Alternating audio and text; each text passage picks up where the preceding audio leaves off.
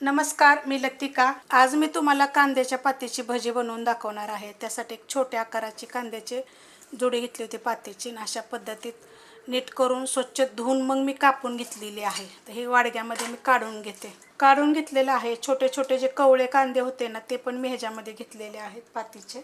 2 कांदे मोठे मोठे कापलेले आहेत अशा पद्धतीमध्ये। उभे कापले तरी चालतील, ते पण टाकून घेते। 3 कांदे बारीक कापलेले आहेत। एकूण 5 कांदे छोट्या आकाराचे, जास्त मोठ्या आकाराचे नाहीत। आवडीप्रमाणे थोडासा कांदा कमी जास्त पण तुम्ही करू शकता। थोडीशी कोथिंबीर, देठं पण घेतलेली आहे, जेवढी कवळी असते तेवढे देठं घ्यायचे। आलं आणि हिरवी मिरची मी कुटून घेतलेली आहे। 4 हिरव्या मिरच्या आहेत आणि अर्धा इंच आलं आहे असं कुटून घेतलेलं आहे। चवीप्रमाणे मीठ, 1 चमचा मिरची पावडर, थोडीशी हळद, छोटा अर्धा चमचा घेतलेली आहे। छोटा 1 चमचा धने पावडर, नुसती धने पावडर आहे। छोटा अर्धा चमचा जिरं घेतलेला आहे, हातावर चोळून असं चांगलं चोळायचं आणि मग टाकायचं। छोटा अर्धा चमचा ओवा घेतलेला आहे, ते पण चोळून चांगलं टाकायचं। जिरं असं अख्खं टाकलं की नाही चोळून, त्याची पण चव इतकी छान येते। ह्याच्यामध्ये ना 6 चमचे मी चण्याची डाळ 2 तास भिजत घातली होती। नंतर बघा अशी मिक्सरला आबडधोबड करून घेतलेली। एकदम जास्त अशी पेस्ट करायची नाही, अशी दरदरी झाली पाहिजे। हे बघा अशा पद्धतीत आहे। एखादी ह्याच्यामध्ये अख्खी सुद्धा राहते, काढून घेते। ह्या चमच्यानं डाळ घेतली होती, थोडीशी जास्त कमी पण तुम्ही करू शकता। आणि ह्या चमच्यानं 1.5 चमचा मी घेतलेला आहे तांदळाचं पीठ। अर्धी वाटीपेक्षा थोडंसं जास्त असं बेसन पीठ घेतलं आणि ते पण बघा असं मोकळं मोकळं भरून घेतलेलं आहे, दाबून भरलेलं नाही आहे। आता हे चांगलं आपल्याला दाबून दाबून असं मिक्स करायचं आहे। त्यात पाण्याचा वापर करायचा नाही जरासुद्धा, पाण्याचा वापर थोडासुद्धा केलेला नाही आहे। असं फक्त हाताने चांगलं दाबून मिक्स करायचं, छान होतात अशा पद्धतीत केले तरी। चवीला तर खूप छान लागतात एकदम। अशा खूप रेसिपी मी टाकते बरं का भज्यांच्या।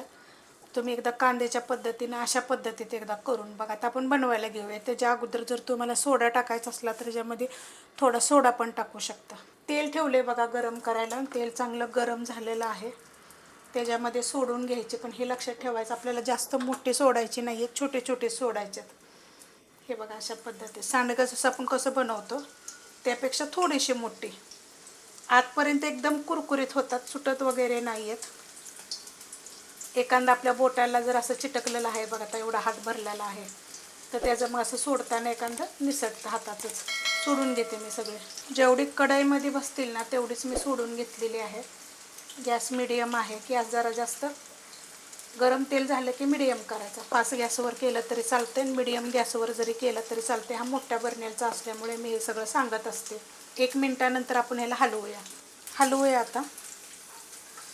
एकदम कुरकुरीत जसे आपण कांदे भजी कसं खातो त्या पद्धतीमध्ये लागतं। त्याच्यामध्ये थोडीशी पालक तुम्ही टाकली तरी चालेल, थोडीशी मेथी टाकली तरी चालेल। कोबीसुद्धा एकदम बारीक कापायचा आणि तो सुद्धा जरी टाकला तर चालेल। सगळं एक एक मूठ दाबून भरून असं जरी तुम्ही एवढ्या साहित्यामध्ये अजून जरी टाकलं तरी चालेल। त्यात साहित्य वाढवायचं नाही, फक्त थोडंसं मग मिठाचं प्रमाण थोडंसं कमी जास्त करू शकता। जर तिखट हवं असेल तर थोडंसं तिखट पण मग जर हे सगळं साहित्य एक्स्ट्रा टाकलं तर तेवढंच टाकायचं, त्यापेक्षा पीठ वगैरे काही जास्त टाकायचं नाही आहे। आता हे आपण गोल्डन कलरवर फ्राय करूया। असा कलर आला पाहिजे एवढे फ्राय करायचे, गोल्डन कलरवर एकदम कुरकुरीत। तुम्ही असे संध्याकाळपर्यंत ठेवले तरी पण तुम्ही राहत्यात। फक्त फ्राय चांगले केले पाहिजेत, बिलकुल तेलकट वगैरे काही नाही, एकदम हलके फुलके मस्त होतात एकदम। हे बघा तुम्हाला लगेच मी एक तोडून पण दाखवते, मस्त आहे का। हे बघा सुक्के सुक्के, सोड्याचा वापर नाही काही नाही, एकदम चटपटीत चविष्ट होतात। आणि चटपटीत म्हणजे ह्याच्यामध्ये थोडीशी तुम्ही चाट मसाला टाकला की नाही तरी चालेल। भजी कालवताना आपण कालवून सोडताना किंवा आमचूर पावडर थोडीशी टाकली तर एकदम चटपटीत लागतात, एकदम वेगळे असे। करून बघा। रेसिपी आवडली तर लाईक करा, सबस्क्राईब करा, कमेंट करा आणि शेअर बी करा।